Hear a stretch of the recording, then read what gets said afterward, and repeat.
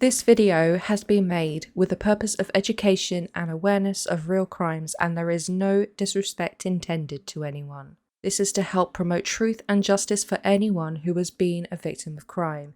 What I'm about to report is what I have researched online, and I will welcome any corrections should they be required. Hey there, little berries and newberries, Eryberrie here. I am so pleased to be back doing videos for you, which is what I love to do. I submitted my university assignment, my end of module assignment the other day, so I can now focus more on this channel. Thank you for being so understanding about this, and also my wife's cancer, which I'm very pleased to say is getting better. I'm keeping my fingers crossed for the future, but I'm really pleased to be able to do some more videos for you. And the case that we're going to talk about today is from the UK, and it's specifically from the Midlands and Northern England. It involves two victims, one lived, one died. It also involves crimes of blackmail, extortion, sending police on wild goose chases. Other trigger warnings I will give: it involves kidnap, rape, murder, ransom, extortion, and allusions to Stockholm Syndrome. To tell the story effectively, though, it has to be told in a non-linear way. So we're going to go backwards and forwards in time from different perspectives for this story to make sense, because this is how the cases of these two victims were linked. They were done retrospectively. Before getting into that, if you feel this content is worth coming back for, then by all means subscribe. And if you want to join the channel as a member, by all means do so. And I am going to start giving my members early access to videos, and also member-only posts, and maybe member-only videos as well. Please consider becoming a member. It's $2.99 a month, whatever that is in the currency where you are. This is the case of Stephanie Slater and Julie Dart. I first heard of the case of Stephanie Slater when I was about 9 years old. Our teacher told us the story about what she went through, and to be honest, it's the first case of this nature that I ever heard about. When I was a kid, I barely paid attention to the news. It was always depressing and it made me feel very down. But when our teacher told us about this case, I had nightmares about it. It was horrible. All these years later, I rediscovered the case and found there was much more to Stephanie's story than I first thought. Stephanie Slater was a 25-year-old estate agent living in Birmingham, and at the time of this incident, she'd been working for Shipways estate agents for literally just a few weeks. She'd been there about 6 weeks. Stephanie lived with her mum and dad, and she had 2 pet cats. And although her job at Shipways had only been there for just a few weeks, she was enjoying it. And I believe she worked as an estate agent at another place before that. She was very experienced in what she did. Stephanie was very smart and had a way with people that meant she was very good at showing properties, meeting face to face with clients. She just had a way with people. She and her best friend had booked a holiday to the Isle of Wight, a place very close to her heart, and she'd been there many times before, and she also had a steady boyfriend, so her life was pretty good. On the 22nd of January in 1992, Stephanie went to work as usual, and that day she had an appointment with someone who had booked a viewing of a house in Turnberry Road in the middle of Great Bar in Birmingham. The client's name was Bob Southall, and his request was unusual in that he had come into the branch personally a couple of weeks before, but had chosen to make his appointment and offer on the property in writing.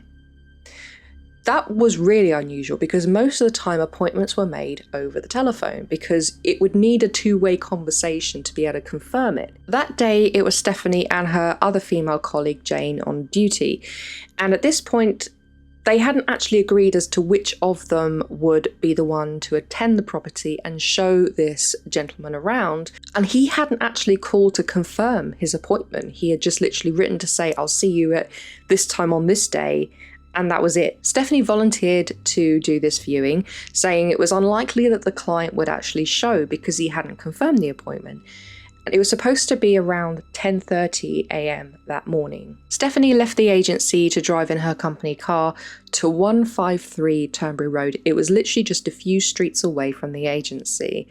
And it was a 3-bedroom semi-detached property that was currently vacant and unfurnished. Jane and their manager Kevin Watts went out to carry a valuation somewhere else, so Stephanie was on her own here. Later that day, Kevin and Jane drove past 153 Turnberry Road, and they noticed that Stephanie's car was still there. She hadn't come back to work, she hadn't contacted anybody, and it had been a few hours. This was very strange. Back at the office at around 4 p.m. that day, the Shipway's phone rang, and the receptionist called Sylvia answered it. The caller was a man with a northern accent, and he asked to speak with Kevin Watts by name. Sylvia asked who he was, and the man said, "Never mind." Kevin came to the phone. The caller told Kevin that he had kidnapped Stephanie. He wanted money for her safe return, and he would kill Stephanie if his demands were not met. He also said not to involve the police or Stephanie's life would be in danger. He then confirmed that a letter requesting his ransom would be in the post. Despite this demand, Kevin and Sylvia knew they had to inform the police, but Kevin was careful to inform the police that the kidnapper was very specific about not telling the police, so they had to carry out their check on Turnberry Road surreptitiously. When the police arrived at 153 Turnberry Road, they found the front door slightly open.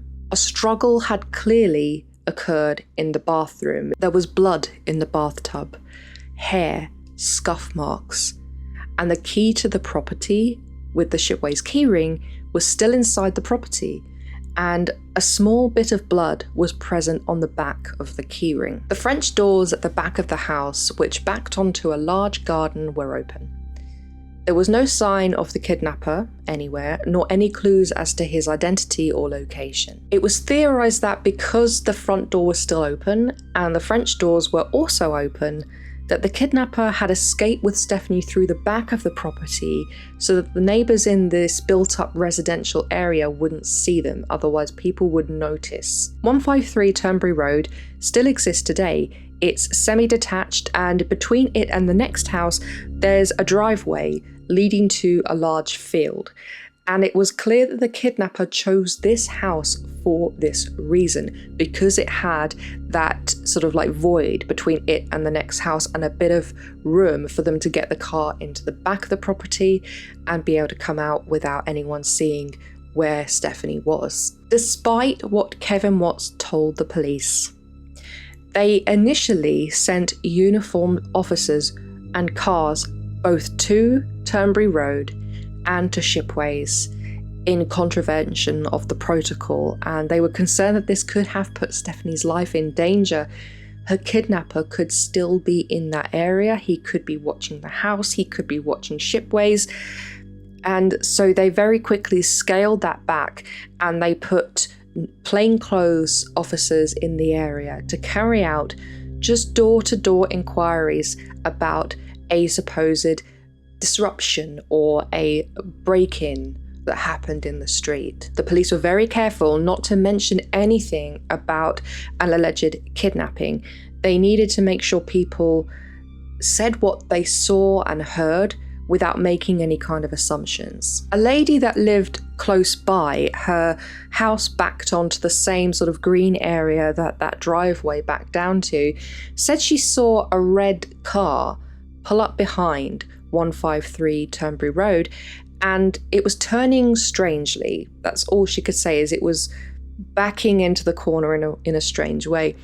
She noticed that the back of the car had painted back windows, so it was a very, very small car, but the back windows were sort of panelled, so almost like a little minivan, and it had a sign that said blocked and broken drains. There was a telephone number on there, but she couldn't remember what it was. But another lady had walked past the house twice that morning and had seen a man standing outside the property, and he noticed her, she noticed him. He turned away from her, but she was able to describe the man. He was around 50-ish, He was rather short, he had a black coat. The police also staked out shipways to see if there was anyone suspicious that entered, walked by, or anything else that fit this man's description, but nobody did. The very day that Stephanie went missing, the kidnapper had called shipways again and spoke with Sylvia. He told her that Stephanie had dropped her keys in the hallway of the house and that they should look up. It seems strange for him to say the keys were dropped and you should look up the property, but it was more likely that this was because the man wanted to give the police evidence of this being a genuine kidnapping. Only he knew where the keys would be. The keys were actually placed there so he could refer to them later, so they knew that he was the genuine kidnapper. So far, 2 telephone calls had been received by shipways and none elsewhere as far as people knew. The police had been granted powers in the sorting office to open mail for shipways as soon as it came in before it was even posted. They saw that there was one addressed to shipways and it looked like it was more of a package than a letter, a small package. The letter was typewritten and there was indeed a ransom demand. There was also an audio cassette tape on which Stephanie's voice could be heard. This is part of what they heard her say. "This is Stephanie Slater. The time is 11:45. I can assure you I am okay and unharmed. Providing these instructions are carried out, I will be released on Friday the 31st of January. She went on to say that the following Wednesday, Kevin Watts must act as the courier to deliver the money and instructions will be provided. At each point of the stop, the boot of the car must be open for at least 30 seconds and the money must not be marked or booby-trapped." Stephanie's parents were contacted, made aware of what happened to her. They were asked to listen to the recording to authenticate her voice and they confirmed that it was that of their daughter. Her parents were perplexed because they were not a terribly well-off family. You know, why would she be the one targeted? Why would she be kidnapped? The kidnapper was requesting £175,000. Shipways, the company for whom Stephanie had been working for a few weeks, were willing to put up the money. Shipways cooperated completely with the police, agreeing to put up any ransom money. The press were also instructed not to print anything because this could jeopardize the rescue mission to bring Stephanie home safe. The police actually stayed with Stephanie's parents constantly. Liaison officers were with them all the time to help keep them going and get more information. They tapped their phone in case the kidnapper made phone contact. And 4 days later, Sunday the 26th, the phone rang at the Slater's home and Warren Slater, Stephanie's father, answered it. A man answered but didn't speak much other than to check Warren's name. Stephanie's voice was next, but it wasn't actually her speaking freely. This was another recorded message. In this message, Stephanie confirmed that she was aware that West Bromwich Albion lost to Swansea 3-2 the day before, and this confirmed that Stephanie was indeed alive. That recorded message was made that day. It referred to a match that did take place between West Bromwich Albion and Swansea the day before, and that was indeed the score. She asked her parents not to worry. She loved them and asked that they look after her cats. The money was prepared in £10 notes, and Kevin Watts was more than happy to be the courier, as the kidnapper had asked. Now, the police took a few days to train him up, basically, and prepare him with a radio transmitter so he could remain in touch with the police throughout the whole task on the Wednesday. And it was important because Kevin was not a police officer, and it was also possible that he may be a target. They provided him with a bulletproof vest, and on Wednesday, the 29th of January 1992, Kevin Watts said goodbye to his wife and children, signing the words, "I love you," to them. Now, his wife was just, devastated. She didn't know if her husband and the father of her children would be coming home. And I don't think Kevin did either, but he needed to remain completely focused on the task at hand. Under the surveillance of the police, Kevin received a call from the kidnapper at Shipways, and they asked him to go to Glossop Station, West Manchester. There was a telephone box inside the entrance hall, and he would receive further information at 7 p.m. Kevin did as instructed, and when he arrived, he opened the boot as requested. As he did, a woman approached him and said, "How am I going to get home?" This seemed strange to Kevin. The woman had said that her indicators are broken and she would have to use hand signals, so she walked off. This was very odd, but the kidnapper had said that he may be approached by certain people to, quote, test him, and he felt that this was one of those tests. The phone at the entrance to the station rang at 7 p.m, as the kidnapper said it would. Kevin picked it up. The caller told Kevin to, quote, leave the station, go right, go down to the crossroads. You will see a telephone box. Inside, you'll find a message underneath the parcel shelf which will contain instructions. Complying with the instructions, Kevin opened the written message at the telephone box, and it gave him instructions to drive to another telephone box at 7:40 p.m. Kevin drove there, but as he drove, it started to become very foggy and he could barely see. Really, really foggy. He was anxious that he would be too late as he couldn't drive very fast. The police encouraged him to press on despite Kevin's anxieties. There were issues though with the communication with the radio receiver, and Kevin got into the box. He received his next typewritten message. He read it aloud to the police, but the mic didn't work. There was a problem with the connection. The message told Kevin to turn around in the road, drive up 50 yards, and on the right-hand side, turn left down a bridle path, and then he saw a makeshift sign saying, quote, Shipways. He was told there would be an orange cone and a bag was by it. Kevin was terrified that he would be killed here, so he worked very quickly. The instructions were to take the money out of the bag that Kevin had the money in and transfer it into another bag. This bag was waiting at the cone, which had been referred to in the typewritten letter, and Kevin was to deposit the money into that bag, awaiting further instruction. When Kevin arrived there was a further note which gave him further driving instructions to another phone box where there would be another written note. He was given 15 minutes to make this small journey. But as he drove, there was another cone with a sign saying stop. Kevin got out and had a look at it, and before the sign that said stop, there was another sign in stenciled writing, and it said 60 seconds allowed. On wall by 4 sign, wood tray. Do not move tray sensor inside. Put money and bag on tray. If buzzer does not sound, leave money there. Remove cone in front of car and go. Money will not be collected until you have left. Kevin saw that on the brick wall to his left was a circled number 4 because it said on wall by 4 sign.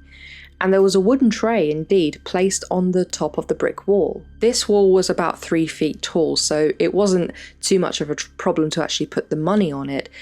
But there was a message on the tray that Kevin didn't actually see. He just wanted to drop the money and get out of there. At this point, contact with the police had resumed, but the money had already been dropped off. That night, the family liaison officer who was looking after Mr. and Mrs. Slater was upstairs in the bathroom at their home when he heard a frantic knocking at the front door. The officer raced to the door to get there first.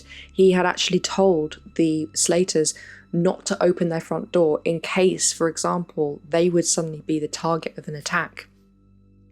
And what the officer saw was a dishevelled, frightened and bedraggled young woman on the doorstep. Warren Slater looked over the shoulder of the officer and he recognised her straight away. It was Stephanie. She was home. She was disoriented. She stumbled in. The officer didn't actually recognise her because she looked so dishevelled. Her parents wanted to hug her. They wanted to grab her and hold her tight. But the officers had already said to them that if she does come home, try not to have too much physical contact with her because there could be evidence on her person.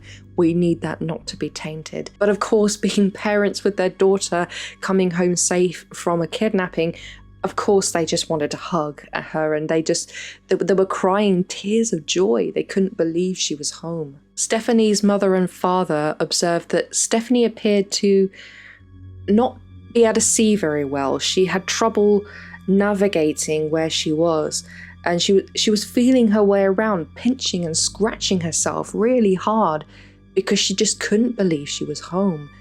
Stephanie was taken by the police to the Priory Hospital to just check her out, see if she was okay, and also to be debriefed. The police were anxious to speak with her and obtain as much information as possible from her, but she wasn't willing to give anything up at that point. She wasn't willing to talk. But then the police told Stephanie something that made her change her mind.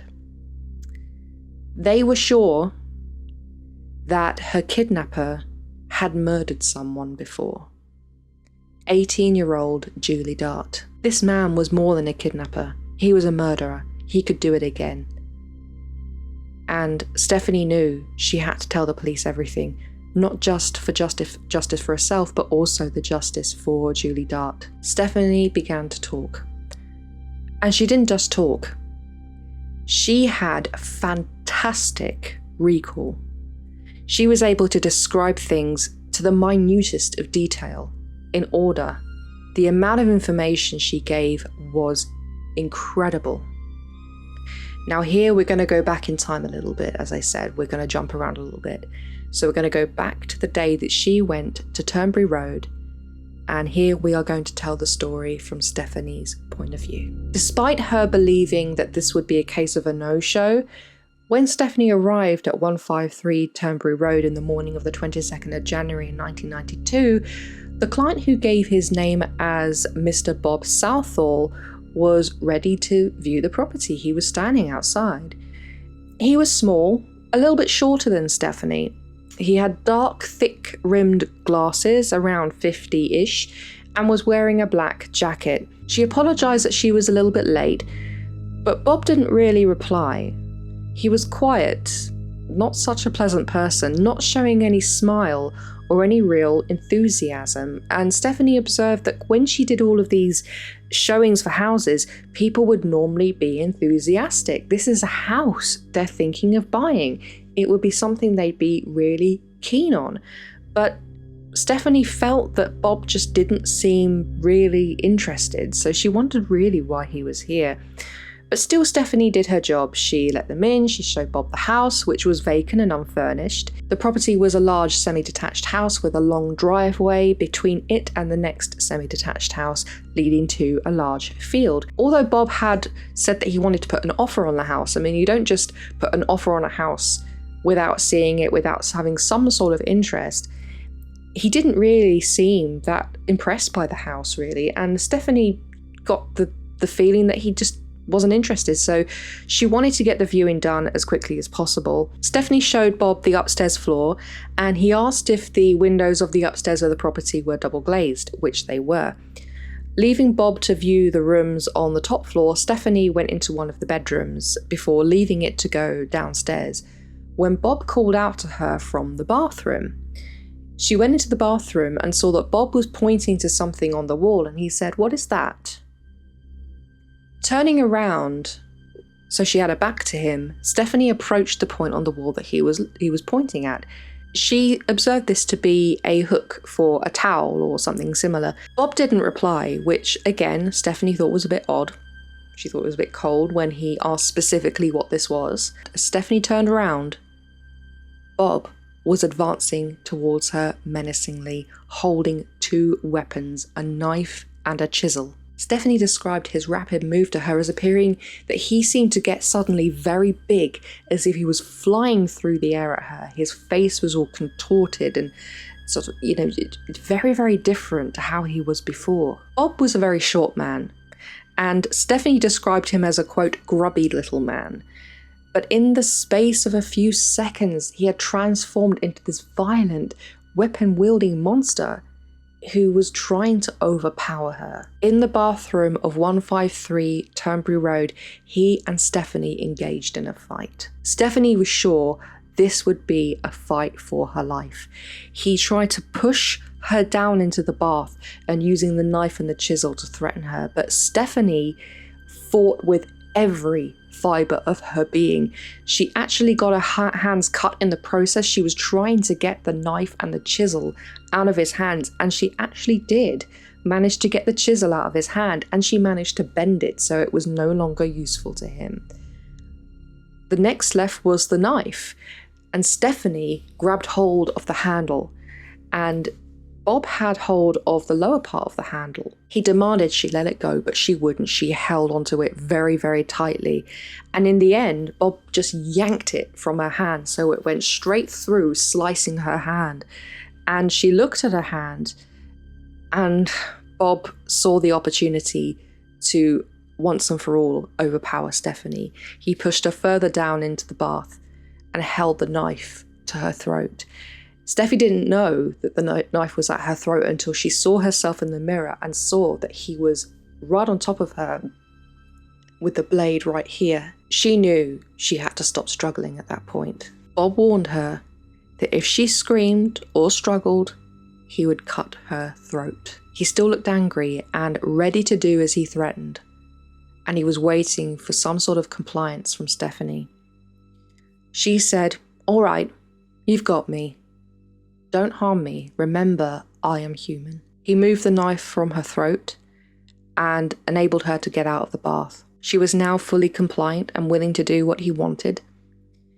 He bound her hands behind her back. He placed a ligature around her neck, and Stephanie thought at one point that this was to hang her, as you know, he was going to use it as a noose, but he didn't. He just placed it around her neck as a way of guiding her. He then blindfolded her and then guided her downstairs. He demanded to know where the car keys were, and Stephanie, who first thought she was going to be raped in the house, then thought, oh my god, he just wants to steal the car. He can have it. She was more than willing to give up her car for her life. But all Bob wanted to do was just make sure that she didn't have a means of getting away. She said the keys were still downstairs on a cabinet. With the knife held to her back and the noose around her neck, he guided her downstairs and placed a rag in her mouth. He then led her out the back of the property and into a car, laying her down on the back seats. Stephanie was blind, and with this sense stripped from her, she had to use her other senses to make sense and take notes of the car's movements. She recalled the turns taken, how long they stopped for, the texture of the road that she could feel under the wheels, and the sounds of other traffic, movements that gave her an indication of whether they were on a motorway or not. She also took note of the direction of the sun that she could feel or see out of the corner of the blindfold. She could hear things like birds, people, and farm equipment. At around 11:30, the car stopped, and the man asked her if she wanted a ham sandwich and a cup of tea, which seemed absurd to Stephanie given what he just put her through. But at another point, he stopped and positioned Stephanie so she was in a seated position in the car, still blindfolded.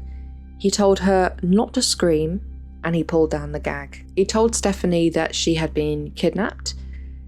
Stephanie knew that most kidnappings involve some sort of ransom, but she knew that she didn't come from money, so she was very puzzled as to why her. And this is when he told her that he had asked Shipways to give him £175,000 in exchange for her life. Bob instructed Stephanie to record the initial message that was sent on a cassette tape which the police intercepted, and then right afterwards, from a phone box, Bob made that initial call to Shipways, which Kevin Watts picked up. Bob laid Stephanie down again, and he drove on. By the time the car stopped, Bob had been driving for a few hours or so, and Stephanie could feel they were driving down a dirt or a gravel road. She was taken out of the car, and Bob told her again not to scream, but not that anybody would hear her, because apparently they were in the middle of nowhere. From this, and from the feel of the air, the sounds, the smells, the feel of the ground, Stephanie could tell they were somewhere in the countryside. Bob led Stephanie down a gravelly path and told her to stay put, as he lifted up what sounded like a heavy metal sliding door, like a garage door that slides up. And he led her into what felt like a very drafty garage or bricked up warehouse. And Stephanie could feel there was bare concrete under her, no carpet. It was rather echoey, rather drafty. Bob tied Stephanie to a chair. She was still blindfolded. And she took in as much as she could from her other senses as to what her captor was doing. He was pacing around her, stroking her hair. And Stephanie believed the next thing he would do is use a weapon to execute her, because it seemed that he would come up behind her and shoot her, hit her over the head, slit her throat. All kinds of things were going through her head. This was seemingly like an abandoned property, and they were in the middle of nowhere. It seemed like the perfect setting for a murder. Except this didn't happen. Untying her after fondling her hair and pacing, Bob then demanded that Stephanie stripped, telling her that she would be given different clothes. Stephanie did not comply. She didn't want to remove her clothing. This made Bob angry. He then told Stephanie something that made her comply. He mentioned the name of a woman who had gone missing in 1986, Susie Lamplugh. Susie Lamplugh, like Stephanie, was a 25-year-old estate agent, and in 1986 Susie went missing when showing a house to a prospective buyer who had only been identified as Mr. Kipper. What happened to Susie, her whereabouts, whether she was dead or alive, has never been discovered. Nobody knows what happened to Susie Lamplugh after that. Susie's parents died over 30 years later. They never found out what happened to her. The person who people believe was responsible was a man called John Cannan, a man currently serving time for another offence. He had previously confessed, but recanted to Susie's murder. There has never been enough evidence to charge him, so Susie's case remains unsolved. The mention of Susie Lamplugh scared Stephanie more because what Bob had implied was that he had been the one responsible for Susie's disappearance and possibly murder. Then Stephanie decided she had to comply. So she did as instructed and remove her clothing. Once undressed, but with her hands still in cuffs, Bob pushed Stephanie onto a mattress and proceeded to rape her. And while doing this, he bit her savagely on her face, her shoulders, her neck and chest. Stephanie decided she wouldn't fight him. She didn't scream. She didn't show any level of distress. She didn't struggle. She didn't want to give him the satisfaction that he wanted. And when Bob finished and got off her, he cleaned her up, gave her different clothes, and told Stephanie that that would not happen again. And he followed it up with, not that it were much. It was at this point she was no longer scared. She felt numb. She no longer cared if she lived or died. She felt this man had taken the last thing he could take from her before her life, and the worst thing he could do now is kill her. And she didn't care. After fetching Stephanie some chips from a chip shop, she ate a few before saying she couldn't eat anymore. Then Bob asked Stephanie if she was claustrophobic. Stephanie said she was not. Pulling her up from the mattress, he said, "Good, because you're going in a box within a box." What Stephanie could not see was that Bob had placed a padlock on a wheelie bin lid, had placed aligning holes on either sides for air. He had tipped it on its back, and for a bar to go through one of the holes so it went out either side. There was a wooden box within the wheelie bin, and it was often being described as a makeshift coffin. The bin, as I said, was on its back, and on the front he'd cut a large hole in the bin and he placed large bricks on the wooden box underneath it. He told Stephanie to get into the box like it was a sleeping bag. She had to sort of wriggle her way down, feet first. But Stephanie found that she just couldn't get into it. Her legs just wouldn't allow her to. She had to really bend her knees severely. Bob basically forced her into the box, saying, "You've got to get into it. I had no problem getting into it earlier, so you shouldn't have any problem." However, as I said before, Bob was shorter than Stephanie, so with her longer legs and longer body, it would have been harder for her. In the box, Stephanie bent and contorted her legs to the side to squeeze in, and Bob took Stephanie's handcuffed hands and fastened the cuffs to the metal bar which had been put through the 2 holes either side. He pulled her hands to the left, which meant that she was essentially in a corkscrew position. He told her that the metal bar was attached to the wooden panel holding up the bricks, and if she pulled on the bar, the bricks would come down and crush her. He then shut the lid and padlocked it. So Stephanie was double blindfolded. There wouldn't have been any light coming through, even from those holes, because Bob then just left the room. And she still had the blindfold on. Just before he padlocked the bin though, he actually pushed an electrode up Stephanie's leg, which Stephanie said was very painful, and he said, "Good, because if you move, this will electrocute you and you will die." He also commented that he didn't understand why Stephanie was so calm. As I said before, she just didn't care anymore. All of her emotions had just left her. Stephanie was left there all night in that awful contorted position, and she was very cold. She was going in and out of hypothermia. She was in constant pain from how she was twisted in that box, and she had to keep her hands in a position so she didn't inadvertently pull on the bar. So what she did was she put the tips of her thumb on her chin to hold her wrists up. But every time sleep would pull her away from reality, her hands would settle, and a few times she did pull on the bar, but the boulders didn't come down. At some point in the night, despite being blindfolded and in a box, Stephanie claims that in the corner of the box, she saw a light. It was like a shaft of light, and it was as if a hole had been made in the top of the box, and that somehow she had a blindfold off, although the blindfold was still on. Believing that she was now hallucinating, Stephanie almost laughed at herself, saying, "Oh God, you're going mad now." But what she saw in this light, she understood to be the face of Jesus Christ. Never having been a religious person before, this surprised Stephanie. Many have taken this to mean that Jesus really did appear to Stephanie to give her strength and a sign that she would survive. Some say she was hallucinating or dreaming, but she may have just been asleep. In the morning, Stephanie could hear Bob coming back in, and when he removed the bar, then opened the bin, he pulled out a very cold, stiff, and almost unconscious Stephanie. Bob picked her up and appeared to be very surprised at how ill and cold and what a horrible state she was in. He put her in the chair again, passing her a cup of tea. He asked if she could move her arms, and when Stephanie said she was frozen that night, he took away the tea.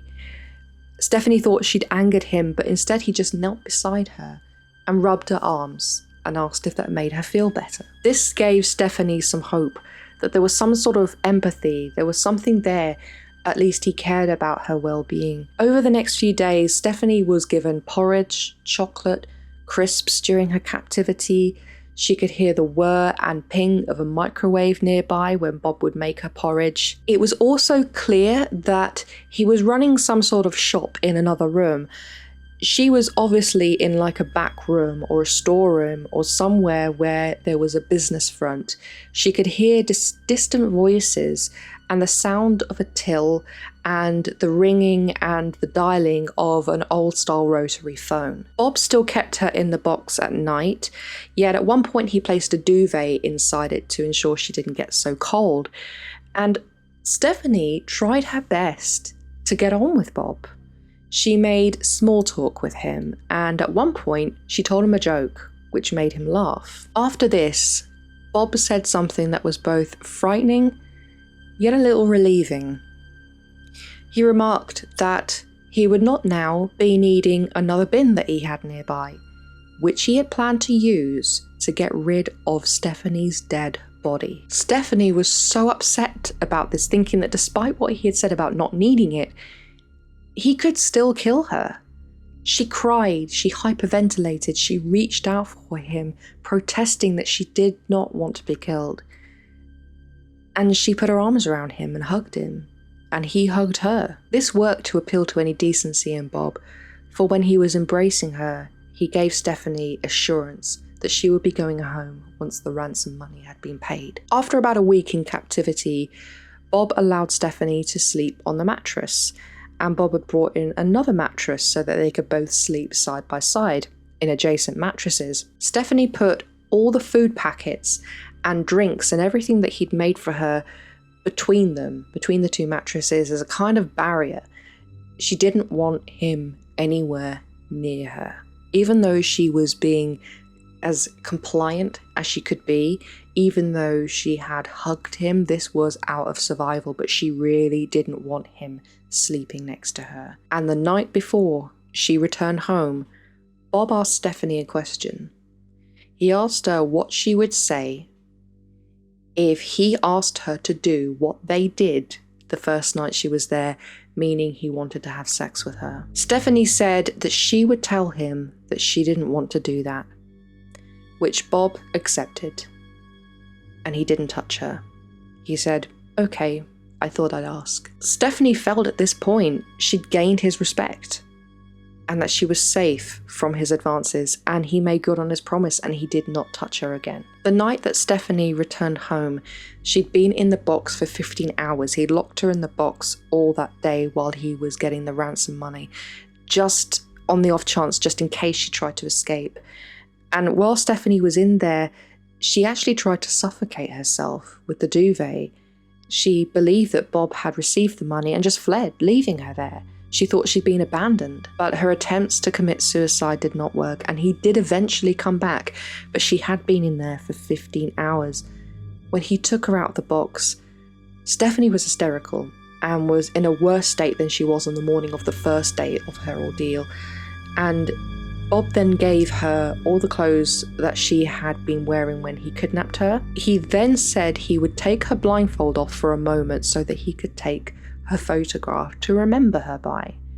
But he instructed her, when he took the blindfold off, for her not to open her eyes. And Stephanie did as instructed. Bob told Stephanie he was going to drive her back home. He had thought about potentially giving her a knife to defend herself and leaving her in a public call box, but he wanted her to be safe, so he said he would drive her home. Stephanie was dropped off just a short distance, about 50 yards from her home, and before leaving the car, Bob asked her for a kiss, which she obliged before getting out of the car. A resident of the street who saw what happened that night described Stephanie's exit from the car as her coming out backwards. Bob had told Stephanie not to remove the blindfold until she could no longer hear the car. The resident who saw this was actually a spray painter by trade, and he could tell, even at night time, what colour this car was. It was vermilion, an orangey red, very bright red, sort of teetering between orange and red. The car sped off, and the resident described the woman as being almost drunk, disorientated, not walking in a straight line, appearing to almost be blind. Stephanie could barely see, and even when the blindfold was removed, the fact that she'd been blindfolded for well over a week had meant she found it hard to see when the blindfold was removed when she opened her eyes.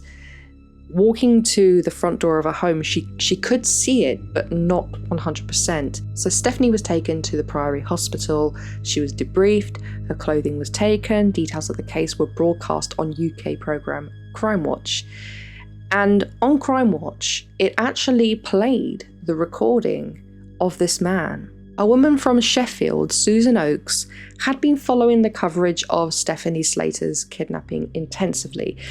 The reason for this is because there were just some things that reminded her of her ex-husband and father of her 2 children, a man called Michael Sams. It's unclear as to exactly what it was that made her think about him. She was pretty sure it wasn't, But she wanted to be absolutely certain. She had taped the Crime Watch program so she could watch it later because she knew they were going to talk about Stephanie's case. That's how keen she was to see it. And in those days, you couldn't just let it go and watch it on catch-up. You had to tape it if you wanted to see it again. But this occasion, when she went back to watch it, she wanted confirmation that it would either confirm or refute her suspicions. During the particular taping of Crime Watch, the voice of Stephanie's kidnapper was broadcast.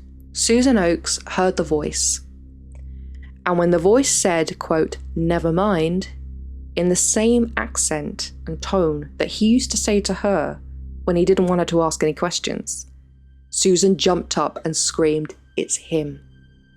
She knew it was her ex-husband, Michael Sams. Susan called the police and she told them her suspicions, but they didn't really appear to be taking her seriously. They didn't really believe that the man that she was describing could have been the attacker, could have been the kidnapper. And this was also amplified by Susan saying something that Stephanie hadn't said. Susan told the police that her ex-husband Michael Sams had an artificial leg.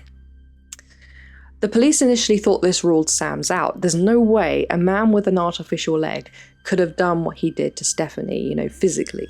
But the police later agreed, they couldn't really presume this, that somebody with an artificial leg couldn't do something like this. They would have had it for a long time. He'd know how to get around it. He knew what his capabilities were. The police had already carried out some checks on people with Vermilion Metros. That was the type of car that the designer described. It was a Vermilion Metro.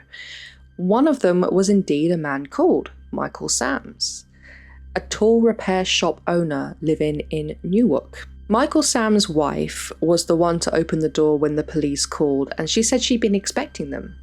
She knew about the kidnapping of Stephanie Slater, and she knew that her husband's vehicle strongly resembled the vehicle that had been described on the news and on Crime Watch. But at no point did she ever suspect her husband Sams of being involved in the crime.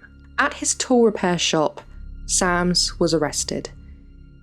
In his workshop, they found the typewriter, the stencils, the mattress, the makeshift coffin, the old-fashioned phone, the microwave.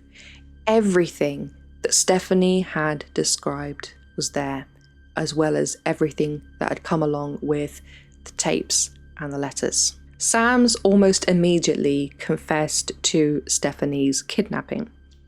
Sams was then told there were two other charges: blackmail of British transport and the murder of Julie Dart, both of which he denied. Julianne Dart was an 18-year-old young woman from Leeds who, in the summer of 1991, had aspirations of going into the army to become a physical training instructor. She was an athlete, she was a runner, she was physically very strong and capable. This was indeed her dream. Her grandmother described her as being nice, pleasant, everyday, 18-year-old, lovely, bubbly, funny, happy-go-lucky, loved to drink and dance karaoke, enjoyed a good time. She was close to her mother and her grandmother, who always told her grandchildren to come to her if they ever needed anything, no matter what it was. On the 9th of July in 1991, Julie spent the day with her on-again, off-again boyfriend, Dominic. Dominic had sustained an ankle fracture a few days before, and it meant the couple couldn't go out together, and he wasn't able to drive. So Julie went to visit Dominic at his home or his sister's home. Julie then left the home that evening to go on a night shift at the Leeds General Infirmary. She was wearing a black jacket and skirt. She telephoned Dominic at 9 p.m, telling him she was at work, she wouldn't be finished till nearer midnight. Julie had told people she worked at two different hospitals. One time she said she sterilised medical equipment at another as a night porter, as well as at the Leeds General Infirmary as a porter. Dominic also mentioned that when Julie called him, he could hear music. It didn't seem like a medical setting at night. It seemed that she was more calling from a pub than she was from a hospital. It led him to suspect she wasn't actually working. Maybe Dominic's suspicions were real because that very same night, Julie Dart was spotted by an old school friend in Spencer Place. the red light district, and she was dressed in jeans, not in a skirt. Julie appeared to be deliberately averting her gaze. She didn't want to be recognised by the school friend, so it's almost like she didn't want to be seen. Julie had told Dominic that she would go back to her mother's house, so when he didn't hear from her for a few days, it didn't seem strange. Julie's mother, on the other hand, knew Julie to be someone that went out a lot. She partied a lot. She spent a lot of time with her boyfriend, either at his house or his sister's house, with her grandmother. So nobody reported her missing, because people who thought she was with somebody else thought that she was with somebody else. 3 days after he last saw her, Dominic received a letter addressed to him at his home in Gipton, Leeds. The letter was from Julie Dart, in which she asked for help, saying she has been kidnapped. In the letter, she says she's been held as a personal security and will be until the following Monday. In the letter, she asked Dominic to contact her mother and her mother to call the police. She said she had refused food and she was feeling sick, but was drinking 2 cups of tea a day. Julie's mother, Lynn, and Dominic believed this handwriting to be Julie's, but they didn't believe it was to be her words, as if what she was writing had been dictated to her. There's no way she would use words like personal security. It wasn't her style. But Lynn confirmed, definitely, that the signature on that letter was her daughter's. Lynn took the letter to the police, and she and the rest of Julie's family and friends, as well as the police, scoured the whole of Leeds for Julie, checking her workplace and local areas that she frequented. Comparisons with the letter and examples of Julie's handwriting from her home were compared, and the police did believe that Julie had written that letter. But again, it's most likely that she'd been told what to write. It was during these searches and checks that it came to light that Julie actually didn't work at Leeds General Infirmary. She didn't actually work at any of those hospitals she says she worked at. It was believed through eyewitness testimony from the people in the red light district that Julie may have been involved in sex work and had not told a single member of her family nor her friends. However, the people that did know Julie from both the district and other places such as the pubs, etc., claimed not to have seen her for about a week. A separate typewritten letter was sent to Leeds City Police the same day. This was odd because Leeds City Police had been renamed Yorkshire Constabulary for 20 years. In this letter, the author claimed to have kidnapped a prostitute from the red light district, and unless they received £140,000, the woman would be killed and the city centre would be firebombed. This letter was passed to Chapeltown Vice Squad. The letter did not state it was about Julie, who was not known to the Chapeltown Vice Squad, but given what people had said about seeing her there and seeing her frequently in the red light area, it couldn't be ruled out that Julie Dart was a sex worker and had been working on the night of Tuesday, the 9th of July in 1991. In view of this, and given that these 2 letters were received on the same day and had been posted the same day from the same location, it was either a huge coincidence or they were linked. So both the crime squad and the vice squad worked together to work out exactly what had happened to Julie Dart, you know, how that letter that she wrote came to be, and who wrote that typewritten letter. The typewritten letter was very detailed, but basically it gave specific instructions for a female police officer to drive to Birmingham New Street Station with the money on Tuesday, the 16th of July 1991 at 6 p.m. The female officer was to receive a phone call at the phone terminal in the waiting room at platform 9 at 7 p.m. The instructions were that she were to wear a light blue skirt and the money will be in a shoulder bag. These instructions were complied with. The letter went on to say that the phone would ring at 7 p.m.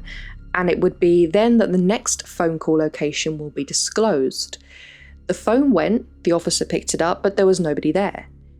She waited for another phone call for some time, but no other calls came in, so the mission was aborted. At 7:45 p.m. on Friday, the 19th of July 1991, the body of a young woman was found in a field in Easton near Grantham, Lincolnshire.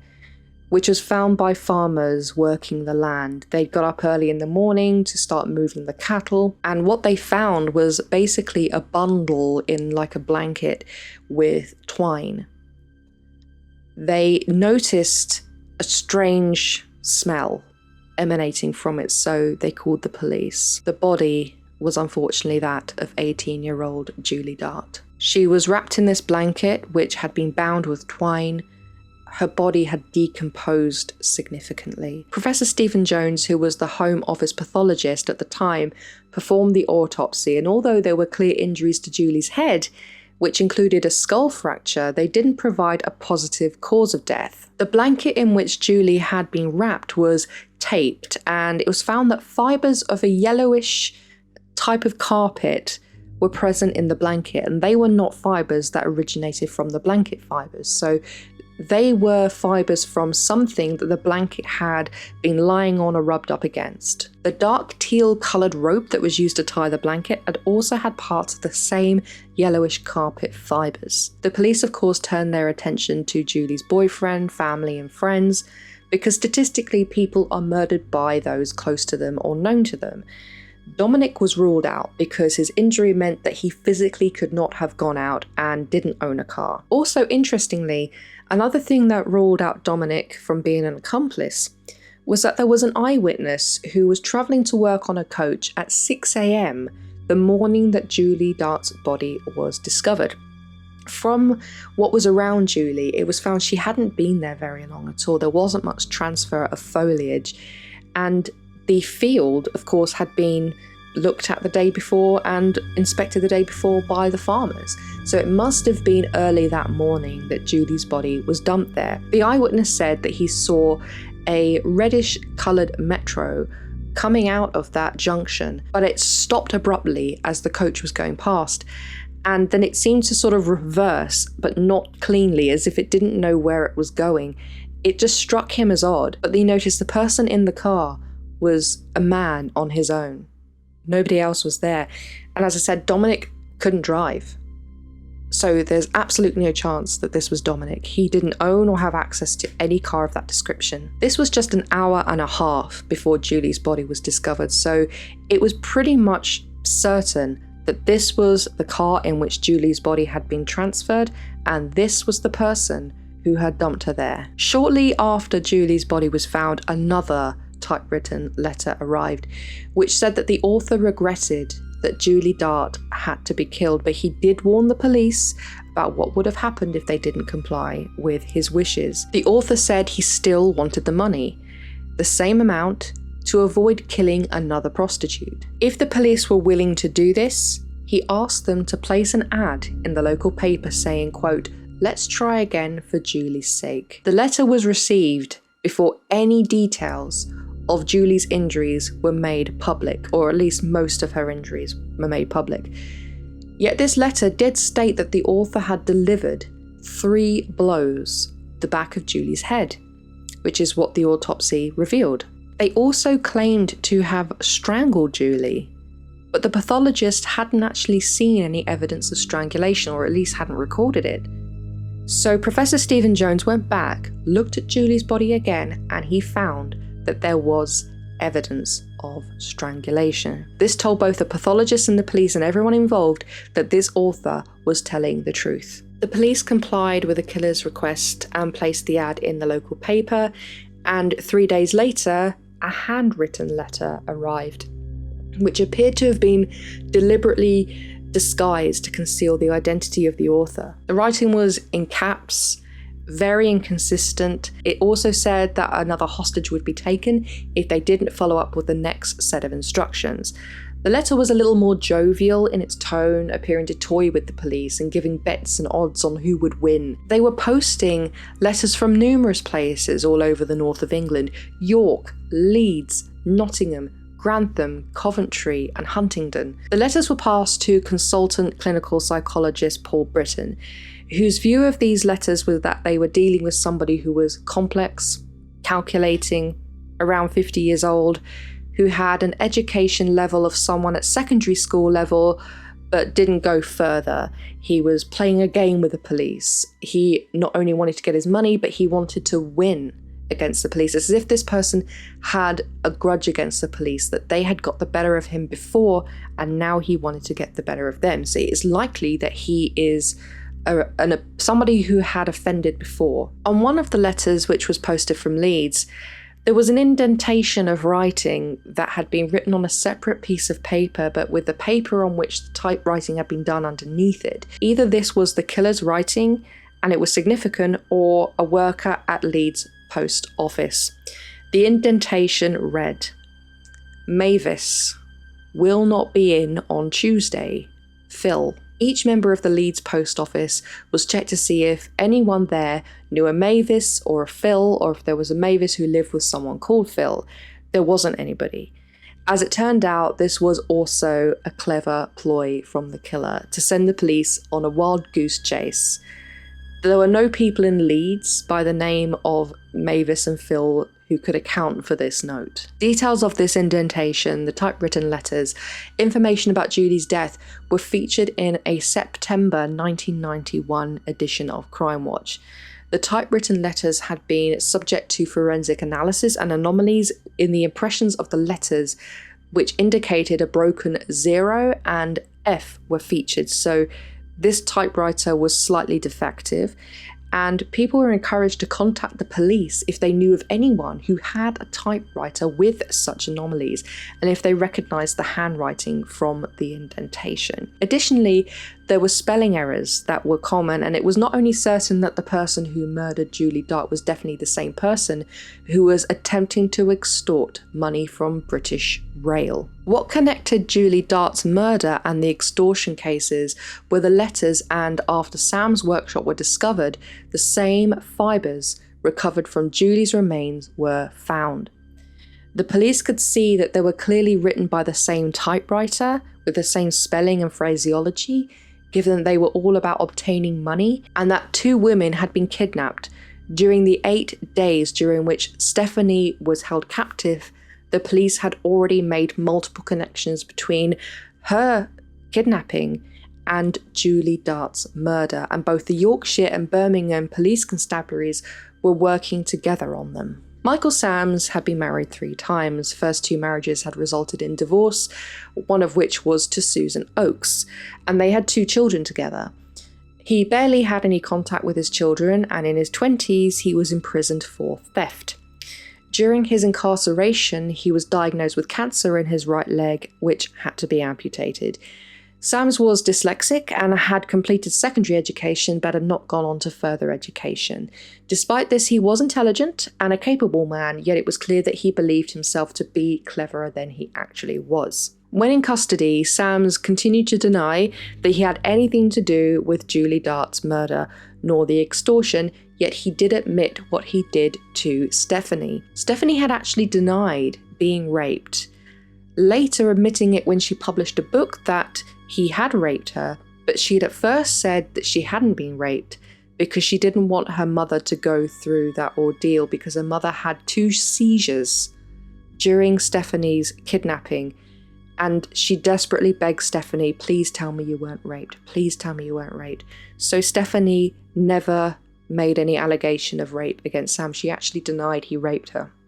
So she said no rape kit would be necessary, although many years later she said it did happen, but she didn't want to say. Michael Sams was found guilty of all 3 counts: the kidnap of Stephanie Slater, the murder of Julie Dart, and attempting to extort money from British Rail. Stephanie said that she felt a measure of survival guilt because she'd been released, but poor Julie had died.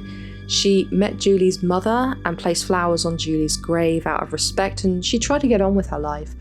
She resumed her relationship with her boyfriend, she tried to get back to work, but she just found she couldn't continue in that line of work. She could never feel safe. Her relationship ended, and along with her friends, she decided to move with her to the Isle of Wight, a place that she absolutely loved and holidayed so many times. It was quite some way away where she lived, so it was a way for her to start again. Stephanie remained on the Isle of Wight for the rest of her life. She passed away at the age of 50, just a few days after being diagnosed with liver cancer. Stephanie received tributes from the police and from many other people who were involved in her case for her bravery and her resolve. Michael Sams is still in prison. He was given life with no parole. He will never be out of prison. He has complained about his treatment in prison, even claimed to have been in a relationship with Stephanie. It's often been debated as to why Julie was killed and why Stephanie was set free. Normally, a murderer's pattern of behaviour is an escalation of crimes, culminating or resulting in murder, rather than beginning in murder and then ending in a kidnapping in which he allows the victim to live and go free. What has been speculated is that he totally underestimated Julie.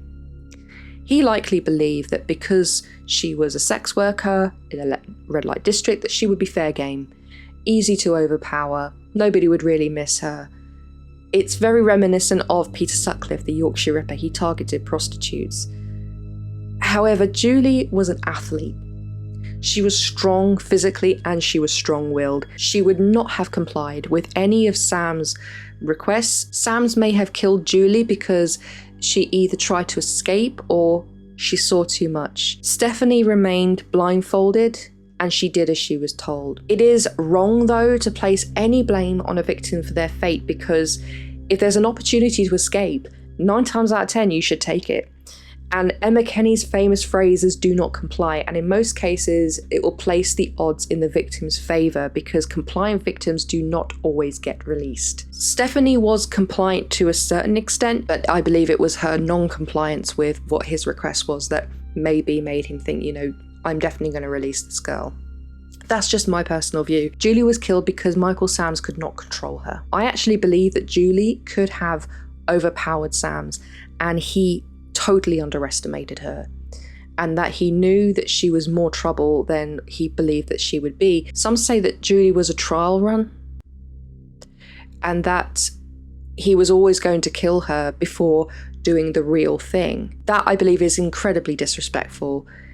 I don't believe that she was a trial run at all. I believe that Julie tried her best to escape, and Sams probably hit her on the back of the head to subdue her and then strangled her because he couldn't control her. She was way too strong for him. Julie's family were not only devastated for the loss of their 18-year-old daughter, but also it turned out that she was in quite a bit of a financial mess. A friend had accused Julie of stealing money, and she denied stealing this money, but she apparently had turned to sex work to pay down this debt and hadn't gone to her friends or family, even her grandmother, for help. If you don't tell someone where you're going or who you're going to be with, that's what makes it dangerous, and getting into a car with someone who you don't know, no matter what kind of line of work it is. And I'm glad Sams is never going to be out, but I feel so awful that an 18-year-old girl lost her life because she tried to live, and a young woman who survived an ordeal died before her kidnapper. But I think that the story of Stephanie and Julie needs to be told. We need to remember those two women and not the lowlife who ended Julie's and severely damaged Stephanie's and their families. Thank you so much for watching this. I'm really glad to be back on this channel doing this again, and I have a few more cases that I have got some research going on that I'm going to be filming probably next week or the week after. I'm aiming to have one video out every 2 weeks. I don't think I can do any more frequently than that because of my full-time job, and that I need to make sure I research appropriately. I edit my videos myself, I promote my videos myself, I do the thumbnails and everything myself. I don't have anyone help me, and to be honest, I like it that way. I like doing it all myself, but it does take time. If I were doing this full-time, then yes, I think I can get one out a week, maybe more, I don't know. But yes, if you want me to react to anything, if you want me to cover any particular cases, please let me know. I really appreciate it. Thank you very much for watching so far. I love you very much, little berries. Bye.